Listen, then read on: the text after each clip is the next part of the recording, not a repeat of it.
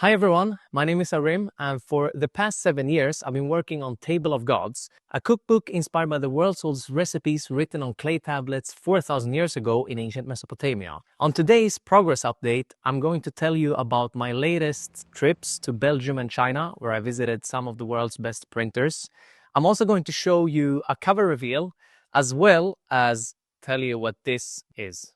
Since November 2022, I've been sending out monthly progress updates to people who've subscribed on the book's waitlist, but I'm not going to force you to go back to read all those updates. But if you want, you can find them at tableofgods.com/progress. I think it was 2 progress updates ago where I disclosed the release of Table of Gods, or basically the pre-release. So when you all will be able to pre-order the book. And that's going to happen in August 2026. I don't know the exact date yet because I'm planning to do a kind of live event, although I'm not sure if I'll do it because it will take some time to set up everything, and I'm not a technical person. So we'll see about that. But anyway, in August 2026, you'll be able to pre-order the book if everything goes as planned. So what is planned to happen so that we can reach this goal of releasing the book? That's what we're going to talk about today. So basically, the manuscript is more or less done. If you followed along, you know that the Table of Gods manuscript is much more than just, a cookbook manuscript. It's as much a history book and a mythology book. I don't know the word count yet, but I think it's well above 100,000 words, which is, novel length. And then we have hundreds of different photographies, or at least over 100. Food photographies. We're also going to have maps, and we haven't yet completed them because I'm talking to scholars to just get them right. And that's kind of hard when you're working on maps that are 4,000 years old. But basically, the manuscript is more or less done. The design of the interior pages is, I would say, 70-80% done. So what's left actually is now deciding the printer that will bring my baby into this world, and also decide on things like the exact interior papers, doing press tests, cover paper, and so on and so forth. In the fall of 2025, I spent a few days in Italy, can't remember how many, I think it was 4 or 5, where we met some of the best printers and paper mills in the world. So Italy has this reputation, of doing luxurious and fine craftsmanship things, which is true to some extent. I mean, we went to those printers and they have turned out some beautiful books. The paper mills, some of them were, I don't know what to call them, boutique paper mills. So they can basically do anything with paper. I still wanted to know how it was in different places. So when I first started to reach out to printers in 2023, I think I reached out to 30, 40, maybe, after doing a research of well over 100 printers. And then I scheduled meetings with many of them and visited some in Italy. But I also went to Germany last fall to the Frankfurt Book Fair, which is the biggest book fair in the world, where I met a bunch of other printers. And one was from Belgium. I had already been in contact with them before, and 2 were from China. Although I was very impressed with what I saw at the Italian printer, I still wanted to compare, because although it costs to do these trips, to me, Table of Gods is not about maximizing profitability. It's about turning out the best possible book that I can create in every sense of it, like from the manuscript to the recipes to the food photography to these travelogues that I'm writing, and also to the physicalities of the book. I went to Belgium and met a printer that they made some beautiful art books in the past. They also have really good people working there that know basically everything about printing. And I was really, really impressed. It felt like they were one step above the Italians, which is strange because you don't think of Belgium as a printing company. Printing country. It feels more like like a chocolate country or perhaps sour beer country if you're into that. But they, at least this, I mean, I can't talk for an entire country, but I've done a ridiculously thorough research on the best printers in both Italy and Belgium. I've also been in contact with many other printers in other parts of Europe that I haven't even decided to visit because they aren't simply on the level that I need them to be in. Because Table of Gods will be, it will be like an art book as well. If you just look at how it will print, we will use art paper, we use special cover paper, and also a special cover. I'll tell you more about that soon. But anyway, I was really, really impressed by this printer. We also went to their bindery. So they bind the books inside the printer as well, inside the printing factory, but they also have like a partner for doing that. And that too was just really amazing. They both have the scale to produce art books, at scale, but also with very rigorous quality controls and processes. They also had really good machines and so on. I think they felt newer than those we saw in Italy, and the whole organizational part as well. Like we had lunch with the CEO, and he was also like born into the company. He told us about how they look at books and the publishing industry and everything. And I was really impressed by that also. So I have a lot of respect for this printer, and think they will print a really, really good Table of Gods book if I choose them. But then I had this feeling and thought of China. I wrote at length about it in, I think, the progress email that I sent out in March of 2026. I wrote about why Table of Gods will be an expensive book. And it's not because I spent 7 years and all my savings producing it. It's because the materials that we use in the book are super expensive. It doesn't matter where we print. If we print in China, Europe, or anywhere else, it doesn't matter because it's like building a car. I mean, it doesn't matter if you build it in China or if you build it in Europe, because usually the assembly line is more or less automated. The costs are basically the components, like the engine, the electronics. Now, if we talk about a car, but a book has a similar structure. The interior pages that you have inside a book, that makes up the biggest cost if you don't have a very special book, which we do. But that's, anyway, the interior pages, that makes up for most of the cost. And in our case, we're going to use art paper. It's a special paper that has the touch of the paper, that you want to have, especially when you think about a 4,000-year-old book. You don't want the pages to be too smooth or feel like, photo papers, those from the 90s, if you can remember those. I want to have the texture of paper, but I also want it to print well. And that's the problem with textured paper, usually. So textured paper is usually called uncoated paper, and then these smooth papers that I told you about, that's usually coated paper. So they have a coating, and the coating allows the inks of the when the inks are applied to the paper from the printing machine, they stay on top. So that's why they pop more. But that's also why they feel so smooth. So basically, art paper is when you combine those two into a paper that takes color really good, so the colors are vivid, but it still feels like paper, and you have this, bulk. You have this feeling of paper. That's what I want. So that's what's going to cost a lot. And also the cover paper, because we're basically creating a new cover paper that doesn't exist. I'll talk about this in another progress update because we're currently doing tests. So we're basically developing this paper in a paper lab, and we've done several tests. I think 4 tests so far to get the color right, the texture right, and the feeling right. And also, we need the paper to be able to take the debossing depth that we want. Our cover so far is just digitally produced, so the challenge is to make it look like the digital one in reality. And that's very hard when we're dealing with paper because, paper is paper. It's not rubber or iron or something hard or resistant.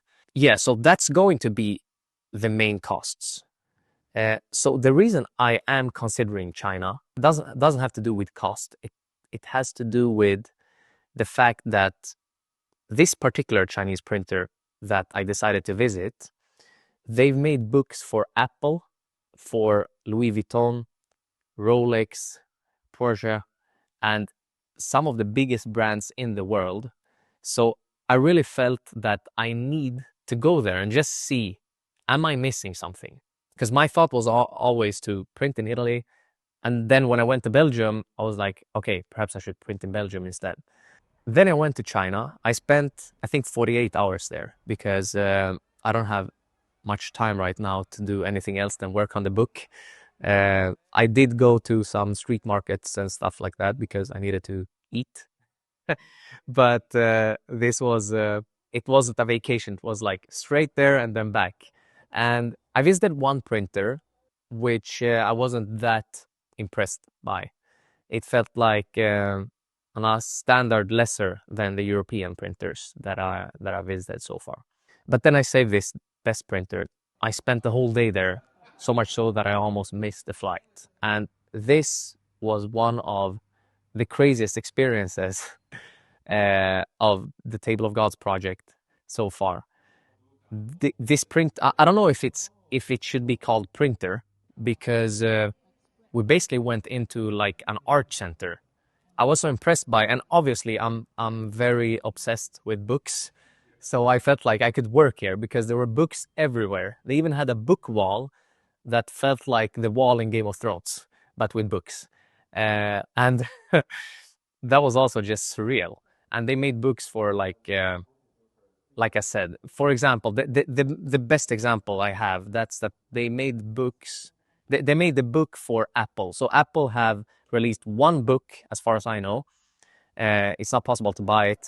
I don't know if you could buy it in the like secondary market, but this was at the time when Johnny Ive, who is like one of my favorite designers in the world, and the designer behind your iPhone or MacBook, if you're using one of those, he was the one who led this project and who actually picked this printer of according to the printer itself. Like Apple did a research of like 100 different printers, and I believe them. I also did that. So why wouldn't they do that? And they also ran like different print tests along with like 4 printers, and then they chose this one that I went to. And the person who will be the project manager for Table of Gods, if we choose this printer, is also the person who was the project manager for the Apple project. So that's just insane. And we couldn't film inside their factory, and I sort of understand why now when I think back at it, because their machines were just like out of this world. It felt like going into the future, at least when I compare to the other printers, which are also like some of the best in Europe at least. But while the other printers had like 2 or 3 machines, they had 12. And they had so many different machines also that they didn't even have in Europe. I was like, what's this? Because I felt that I had learned enough about printing, the whole printing process, that I knew everything. But I had a lot of questions when we had this factory tour because there were so many new machines. For example, they have machines for packaging different kind of like packaging materials, and they do it for all the luxury brands in the world, like Rolex, Cartier, Louis Vuitton, and they make all their like packaging and even books when they make books. So this was just, I'm kind of lost for words because I didn't plan, and it was a long shot when I went to China already. I was like, perhaps there's a 30% chance that I get something out of it. But now, since I went there, I was like, even like the inks they use like a specific type of UV ink, which is more environmental friendly than the oil-based inks that are more common in offset printing in Europe. Yeah, there were so many different details, and then also they like the scale and their organization. They had like quality control, their quality control was just insane. And that's something that I feel very comfortable with. And also their knowledge about books, basically. So I am now in the process of still figuring out which printer to choose. So we're basically doing what Apple did. We're sort of doing tests and moving on with both printers, and that's what I also want to show you. That leads us to this cover. So this is well, basically what you're seeing here are cuneiform signs.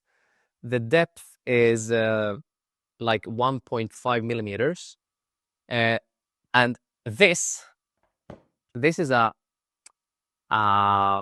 brass die, so it's quite heavy. It's made of brass, and you can see that it has gone, on the cover like this. Also in the wrong, obviously they can't read cuneiform, but it's upside down, which we will obviously fix. The problem is that the signs here, they need to go like jut out more than they do, so that you won't have this line around it, because they use pressure. And when they do it, we don't want the rest of the brass die to pressure the paper, because it affects the embossing of this beautiful paper. I don't know if you can see how beautiful this is from where you're looking, but it is very beautiful. And you can see the edges here are also they're like, it's sprayed edges, so it makes like the whole thing more beautiful, I think. And the spine is round, which also gives it a more classical feeling. This is just one test. The reason we were using a small die, or small, it's like A5, it's because they're really expensive to create, and we've already created like 3 to do different tests. So there are a few problems with the cover I just showed you, and that's that the cuneiform signs should be sloping more, which they aren't at the moment. They're more like just pressed down, and that's not how cuneiform signs look like on real clay tablets. So that's what we are going to do. Next week, I'm actually going to meet my designers here in Stockholm, and we're going to basically change the cuneiform signs slightly, so that the debossing will be to basically make the debossing better. And then we'll hand it off to 3D artists who will make like I don't know what it's called, like CAD or something, but they make it so that the signs will be sloping, because when the designers design it, it's just like 2D. And we'll do more print tests. We've also started to make print tests on like big sheets of paper on these different types of art papers. So we're testing different art papers. Once we've tested them, then we will also do different print techniques on the same art paper to see which one will be the best for our photos. So basically, we'll try with different types of inks, different types of curing and stuff like that. If you haven't already, you can join the waitlist at tableofgods.com/YT. You'll get 3 recipes, and you're also going to get these monthly updates. But I think I will continue to make these videos on YouTube if you appreciate them. If not, then I'll probably stop. But you can let me know in the comments what you think about these updates and if you want more. Thank you for watching.